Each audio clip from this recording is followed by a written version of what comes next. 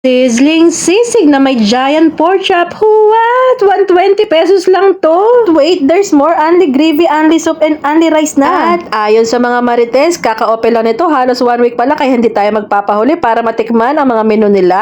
O, diba ang mumura lang? Kaya habang naghihintay kami sa in-order namin, hindi ka maiinip dahil may mga libro dito. Pwede ka magbasa-basa. At meron ding wall of message. Pwede mong iwan yung number mo dyan. Malay mo, makatagpo ka rin naka forever mo dyan. Sobrang maaliwalas ang kanilang lugar kaya hindi ka maiinip, pwede ka muna mag-picture-picture habang naghihintay ng mga orders mo. Isa pang nagustuhan ko dito, mababait yung mga staff nila, kaya big check sa may-ari dahil na-train po talaga na maayos ang staff ninyo. Nasa residential area nga lang ang kanilang place, kaya kung gusto nyong pumunta dito, ipipinyo lang po yung Barakiel Academy. Nafe-feel na nga namin na malapit na kami sa katotohanan, kaya i-ready na namin yung tubig namin, saka yung aming soup at gravy. Sobrang panalo talaga ang gravy dito, kaya ito gustong-gusto siya ng anak ko. Halos yan na nga lang din ang kinain niya, kanin na lang, busog na yan. Pang ilang refill na nga niya yan ng gravy, eto at napaso pa nga siya dyan. Eto na nga ang order ko. Ang in-order ko ay pork chop na may sisig, 120 pesos lamang ito. Pero kung isang ulam lang naman, 70 pesos ang per order. Natuwa ako sa in-order ko kasi halos lamunin na ng pork chop yung aking plate.